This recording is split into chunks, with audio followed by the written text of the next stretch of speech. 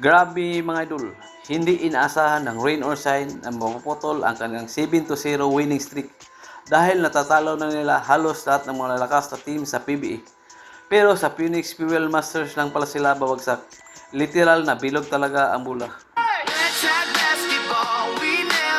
Sobrang taas ng kumpiyansa ng rain or shine mga idol dahil sa 7 sunod na panalo, solid at halos walang kahinaan. Ang bola umiikot ng maayos. Dipinsa matindi, ang bawat player may ambag. Pero sa kabilang banda mga idol, tahimik lang ang Phoenix na para bang may binibulong na plano. Sa umpisa ng game mga idol, dikdikan agad ang laban. Hindi nagpa-intimidate ang Phoenix. Sa halip, agresibo sila sa pass breaks, outside shooting at matinding dipinsa. Unti-unti nilang binasag ang team ng rain or shine. Pagdating ng second half mga idol, dito na nagsimula umarkada ang Phoenix. Yung kanilang key players nag-step up.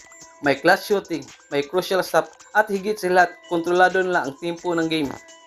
Hindi nila hinayaang makabalik sa momentum ang rain or shine.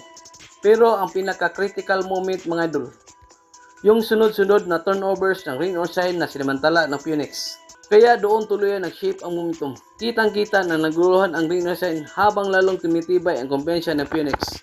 At sa huli mga idol, tuluyan lang naputol ang 7-0 streak. Isang malaking statement win para sa Phoenix Fuel Master. Isang patunay ito mga idol na kahit gaano kalakas ang kalaban, kayang-kaya ito pabagsakin sa tamang diskarte at puso. So ano masasabi niyo mga idol? Simula na ba ito ng panibagong momentum para sa Phoenix?